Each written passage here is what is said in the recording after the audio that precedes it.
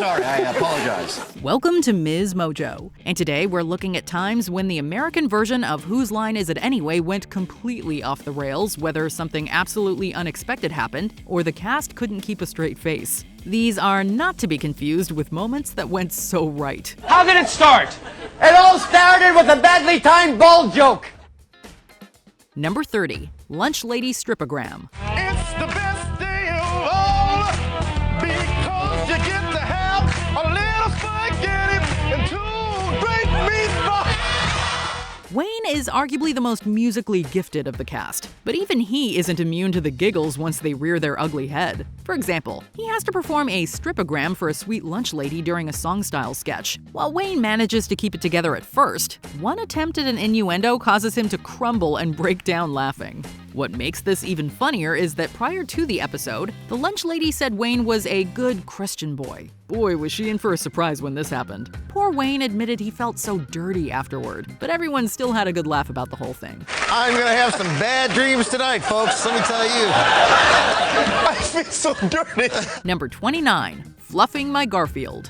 During a game of If You Know What I Mean, Colin is struggling to top Brad and Ryan's snappy innuendos. They have the upper hand until Colin utters, "I'll help you fluff your Garfield." I'll help you fluff your Garfield if you know what you mean.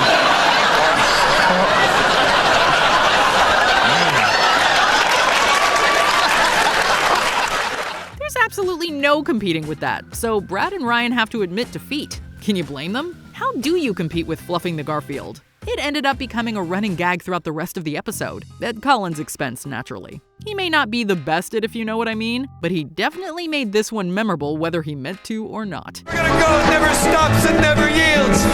Hey, come on and fluff my Garfield. Number 28. Horror. Horror show, horror movie. You two aren't married? No. You whore. Grammar is a scary thing. One slip of the lip could result in a hilarious disaster. Drew learns this the hard way when he has Colin, Ryan, and Kathy play film and theater styles. The genre is horror, but Ryan mishears it and assumes it's something less appropriate. Colin corrects him, but it's too late and the game is over, Ryan earning 1,000 points for Drew's poor pronunciation. Naturally, we haven't heard the last of this mistake. It becomes a running gag where Colin and Ryan take a jab at Drew's mispronunciation of horror. It's a never-ending back and forth with no real winner, except for the audience. It was frightening, wasn't it? It was horror. Number 27. Passing a stone while mugged. The gang sings about getting mugged during a date in a rib-tickling Irish drinking song game. Early on, Ryan messes up his verse, which causes the rhythm to fumble slightly. The rest of the song is rocky, but they power through until the final line where Colin delivers the final blow. He is my best friend, and now we both are pen pals. He put my stone back in my head. Wayne, Ryan, the audience, and even Drew all bust a gut, while only Colin and Chip are left standing. Just when it looked like they could save the song from Ryan's mistake, Colin puts it out of its misery, and we are left in tears from laughter. Number 26. Hyphenated. Mothers of invention. Hyphenated. It's time for a round of three-headed Broadway star, and David Hasselhoff joins Ryan and Wayne in the madness. You can tell he's excited to play, but he can't seem to grasp how to play the game. He breaks the one word at a time rule a few times, and gives Wayne weird material to work with. But it gives us gems such as toys, the boys, and of invention. Things fall apart quickly, and you can't help but feel bad for David. But at least they managed to finish the song. It could have gone a little smoother, but where's the fun in that? You could see.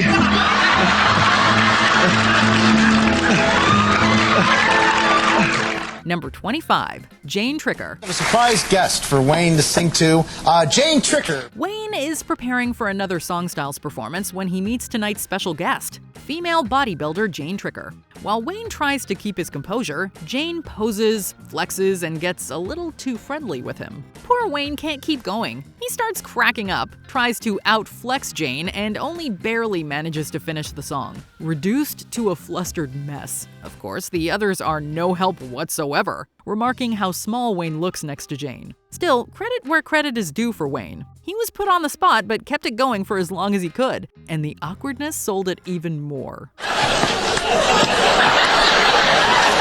What time do you want me to be home, honey? Yeah, no kidding. Number 24, Colin's puppet. One more time!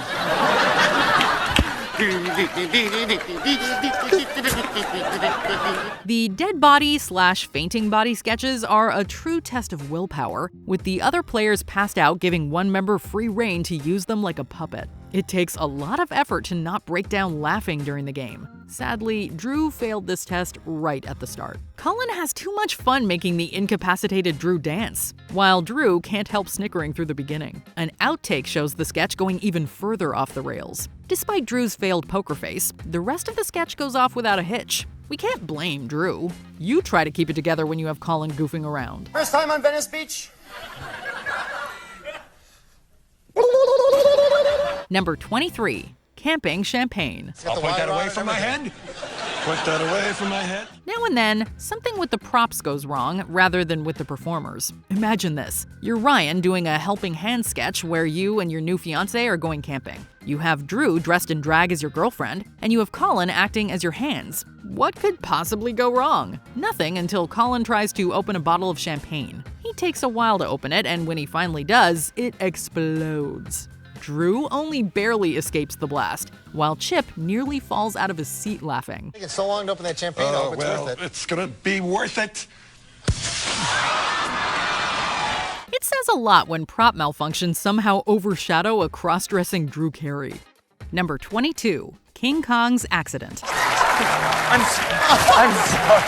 In an infamous round of party quirks, Wayne acts as King Kong and carries a girl named Melissa from the audience onto the stage. Unfortunately, he realizes too late that he accidentally pulled up Melissa's skirt, exposing her underwear on TV. Everyone, including Melissa herself, laughed the moment off, but Ryan couldn't let the incident go. He repeatedly tried to incorporate the Melissa incident into the Hoedown later in the episode, and the censors were forced to use at least one of these mentions. It's funny how Melissa was a good sport about the accidental exposure, while Ryan turned it into a running gag and forced the censor's hands. Nicely done, Wayne. Thursdays at 8, you can see Melissa's underwear. Number 21, News Anchor Outburst. Once again, Ryan and Colin are paired up for greatest hits to try and sell a collection of motorcycle songs. However, before they can even try to sell anything, Colin bursts out with something hilariously inappropriate. We're watching animal porn. You can see the gears moving when he realizes what he said, and his follow-up statement only makes it worse. Mary had a little lamb. We'll be right back in just a second. At this point, how can we focus on what he's trying to sell when we're too baffled by the thinking process for his outburst? Ryan points out how happily he exclaimed it, which only leaves us crying with laughter even more. Even by accident, Colin leaves us in stitches. I'm sorry. I apologize. Number 20, Colin dances. No one ever knows what Colin Mochrie's gonna do. Even Colin. During one game of Greatest Hits, the funny man decided to join Wayne Brady for a little dance. How can you do it? Get so busy. He randomly strolled up and performed a couple of surprisingly dexterous moves, much to the enjoyment of Wayne, Ryan, and everyone in the audience.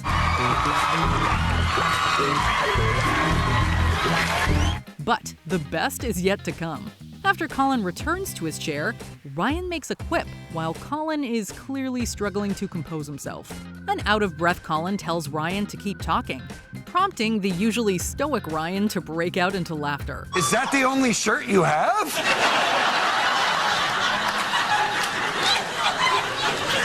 Why don't you talk for a while?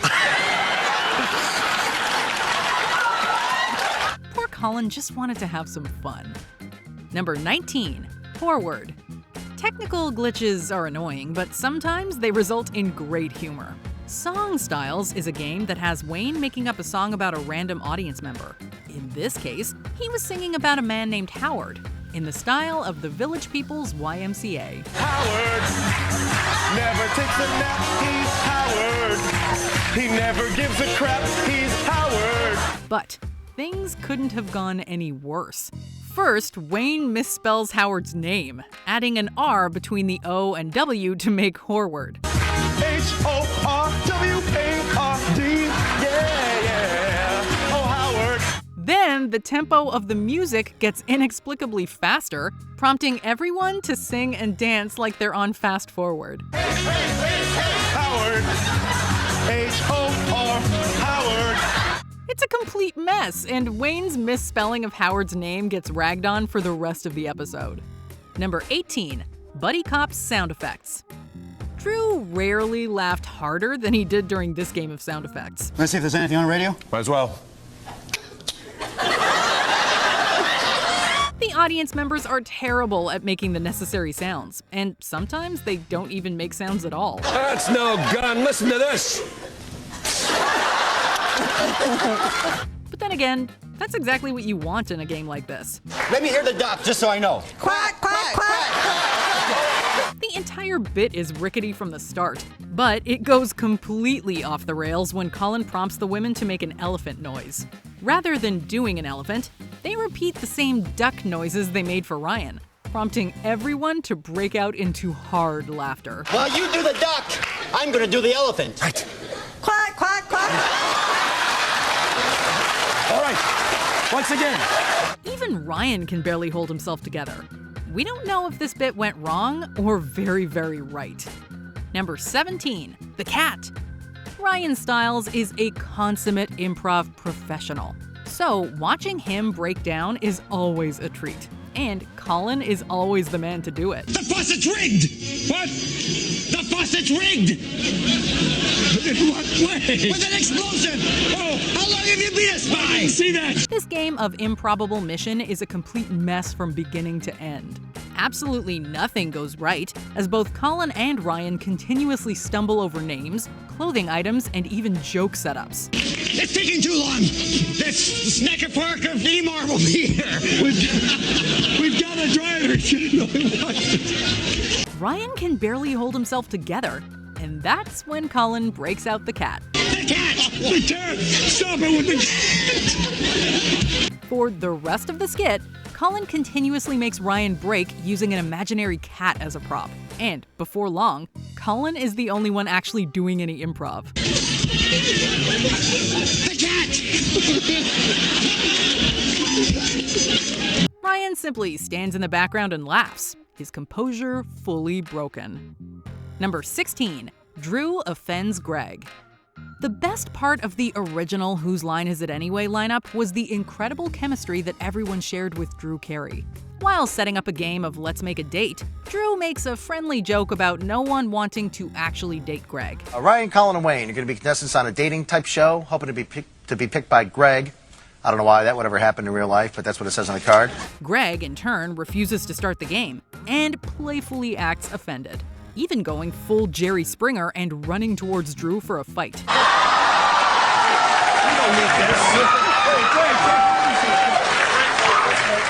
Everyone quickly returns to their seats, the skit being thoroughly ruined, and Greg and Drew share a very intimate makeup hug.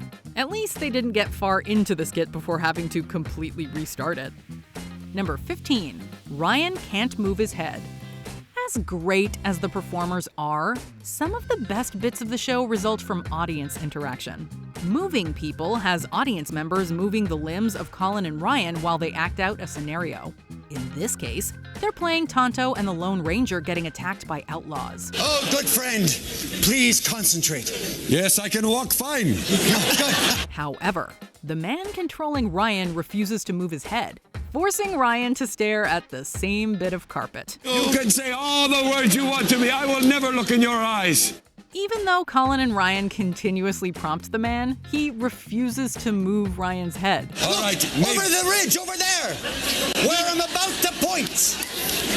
Messman, you know I will never look at anything besides a spot on ground. I know. Maybe it's for humor purposes, or maybe he just wasn't thinking about the head.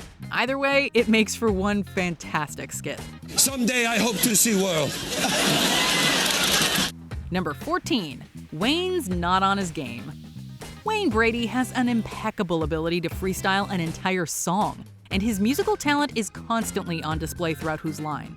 But they can't all be winners. A game of doo-wop forces Wayne, Colin, and Chip to sing about a woman named Emily, who died in a zoo accident. Oh, Emily, you're gone, bye-bye. Died in the zoo. That's when doves cry. It starts well enough, but Wayne quickly goes off the rails with a bad piece of improv. Oh, Emily, why? He he's fully aware of the subpar performance, as he looks at host Aisha Tyler in disbelief and breaks out into laughter.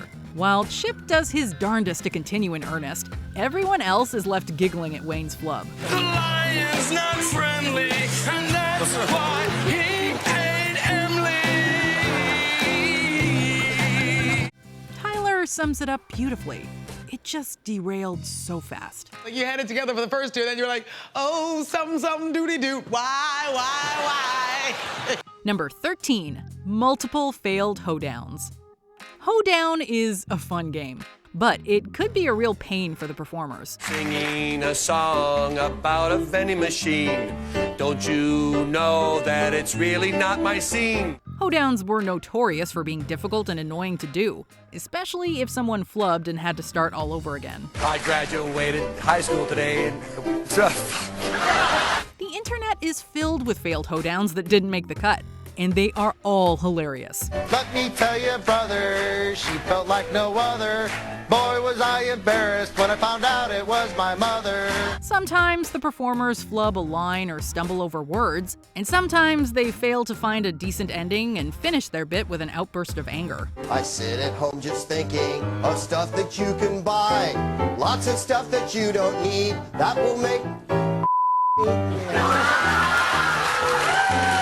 Ryan had a particular hatred for hoedowns, and would often end them with an F-bomb, a crude joke that would never make it to air, or a violent statement about how much he hates the game. I'd like to sing rock and roll, that's my kind of sound. You'd never hear me singing a stinking hoedown. Number 12, the ghost sound effects. As disastrous as the buddy cop sound effects were, this one is on a whole other level. What's your name? Margaret, and what's your name? Brady. Margaret and Brady, you want to help us out on this game? Drew picks two very reluctant ladies to do the sounds, and it's clear that they have no idea what they're supposed to do. Hello! Hello! My God, all the dogs in the city are howling! Colin and Ryan play Batman and Robin, but they don't get much to work with. I guess we should put on your utility belt. Right.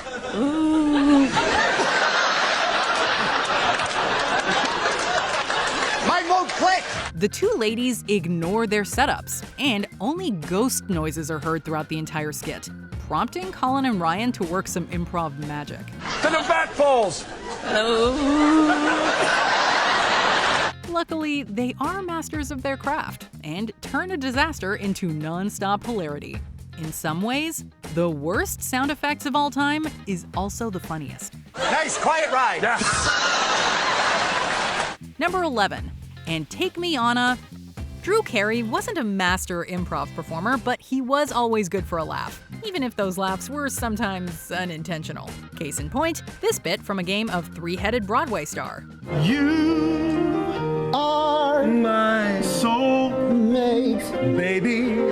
The point of the game is to sing a funny song one word at a time. While singing You've Got Soul, Drew gets a bit carried away and passionately sings 5 words before realizing his mistake. And take me on a... Oh, sorry, one word. The bit goes totally off the rails, and Drew cannot even finish the song without laughing. Girl, because she's so beautiful. And then he accidentally interrupts Wayne and things get even worse. What a complete, albeit hilarious, disaster.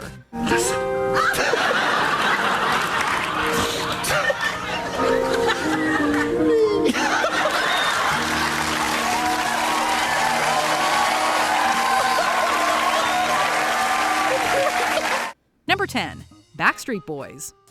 Is Colin the funniest member of Whose Line? Tough to say, though it often seems like Colin is the only one who can really make Ryan break. During a game of greatest hits, Ryan gives Colin a riddle. What kind of bird always says the name of our next band? Not taking the riddle seriously, Colin says Arctic Tern before claiming that Arctic Terns scream Backstreet Boys. And what sound does an Arctic tern make? Backstreet Boys? The surprising answer, plus Colin's complete dedication to the bit, causes Ryan to break into hysterics. The laughing continues for almost a solid minute while Colin sits there looking particularly proud of himself. That's wrong! Why don't you tell us what's right? I was thinking an owl. Number 9, Tapioca. Here we have another game of greatest hits and another instance of Colin utterly obliterating Ryan. What comes to mind when I say Ricky Ricardo and great cigars? Oh, tapioca. In one of the most famous segments from the show, Colin makes Ryan break by singing Tapioca in Ricky Ricardo's voice. What's the name of his big song? Tapioca! Tapioca! No, Colin. Ryan desperately tries to get through it without laughing, but eventually succumbs in the middle of a sentence. I'm talking about cubicle. They try to get through the rest of the bit, but Ryan has difficulty composing himself and continues laughing. It's exceedingly rare to see Ryan laugh like this, so fans cherished every second of it. Tapioca! Tapioca! Number 8. Horrible segues. In this bit, Ryan learned a valuable lesson. Don't tick off Colin with a clumsy segue. It will come back to haunt you. After Ryan awkwardly segues to the jitterbug, Colin simply stares at the camera in disbelief and sarcastically comments on Ryan's work. I've got a bit of a bug. Oh, and I'm a little jittery. Oh, jittery bug, jitterbug. Wow! Nice segue. Ryan adds insult to injury, however, with a jab at Colin's age. I wasn't alive when the jitterbug was popular, but Colin told me all about it. And Colin spends the rest of the game making increasingly awful segues. I went to a circus and I saw the strong man bend a car. Bend a car? Pat Benatar! We go from bend a car to Pat Benatar, and then the particularly horrendous bed-caught Philly paper to Red Hot Chili Peppers. Even Ryan can't believe that one. Wait a minute. Bed caught Philly paper? Red Hot Chili Peppers? Number 7. Ryan can't do sound effects. One iteration of the aforementioned sound effects game has Ryan doing the sounds for Colin, who is acting out a scenario on stage. One of their funniest bits didn't even make it to air, as it was so disastrous that it was cut from the finished episode.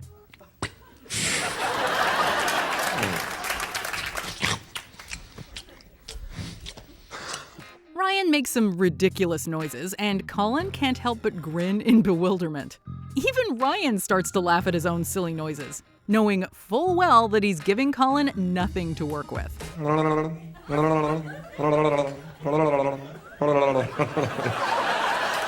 The skit then ends just about 40 seconds after it began, with Colin shrugging his shoulders and Ryan laughing in embarrassment. This game really isn't as easy as it looks. Number 6. Colin chokes. Oh, the wonders of doing comedy in front of a live studio audience. Sometimes people goof up, and sometimes they choke on their own saliva. That was the case in this game of greatest hits, as Colin choked in the middle of his sentence. You know? Ryan immediately cracks up, but Colin's follow-up joke causes him to lose it completely. Swallow before you speak. Perhaps the best part about the gaffe is hearing Drew Carey giggling off-screen. I'm absolutely fine, thanks. These being masters of the craft, they use Colin's goof to launch into a whole new bit, with Colin stating that he was doing a punk thing reminiscent of his time with the Naughty Boys. I didn't know what you were doing. It sounded like you were just choking. No, I was doing a punk thing. And then he totally ruins it by segueing from a punk voice to an old sea captain. Number 5. Chip jumps on Ryan. Sometimes the performers get a little too excited. In this game of Hollywood director, an overexcited Chip jumps directly onto Ryan's back, and Ryan is clearly none too thrilled with the idea. What'd you do to my woman? Ah! He immediately breaks character, yells at Chip to get off, and even swears in frustration. Meanwhile, Wayne hilariously stands off to the side and cringes. Colin immediately jumps in and ends the segment, chiding Chip and telling him that Ryan is over 40. My God! He's over 40! Ryan continues to joke about the incident after returning to his seat, referring to the sensations of discs popping and vertebrae rubbing against each other. Hey, that disc popped right back in. I broke Ryan. Number 4. Wrong names.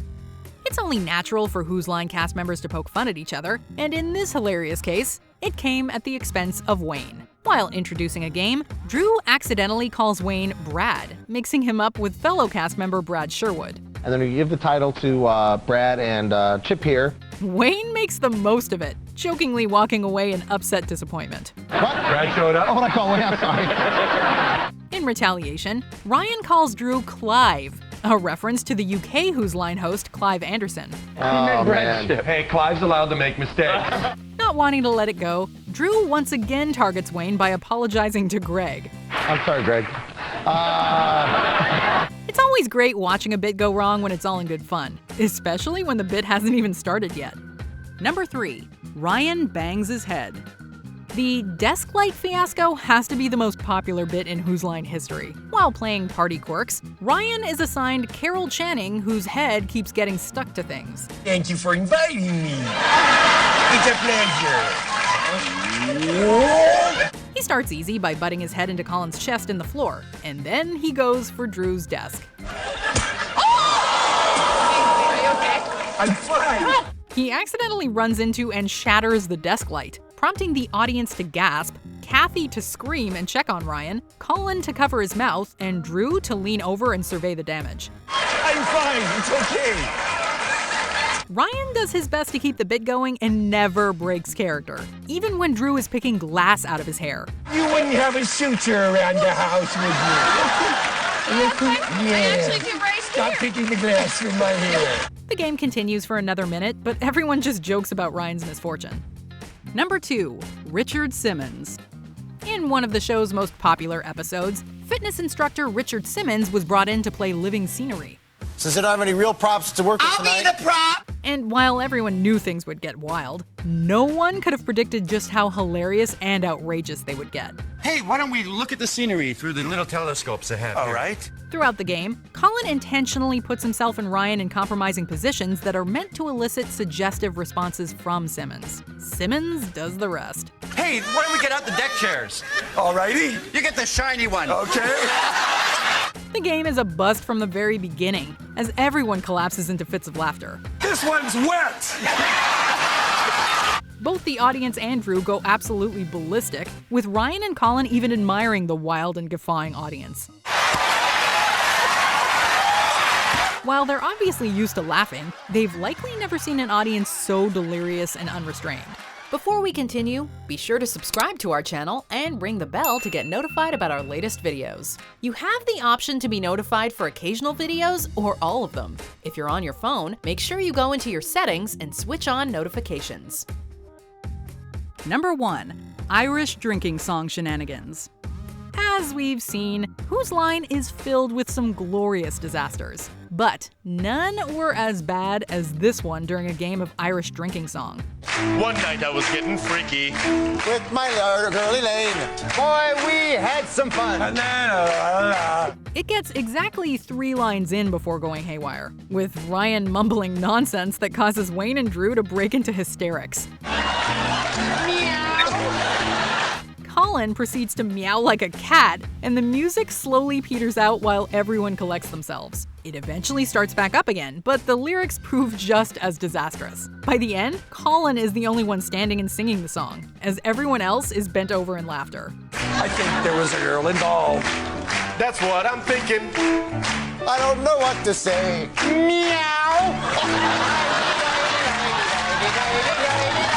Never before has a bit gone to such shambles in such a short amount of time. It's really quite extraordinary. What Whose Line fumble cracked you up? Let us know in the comments.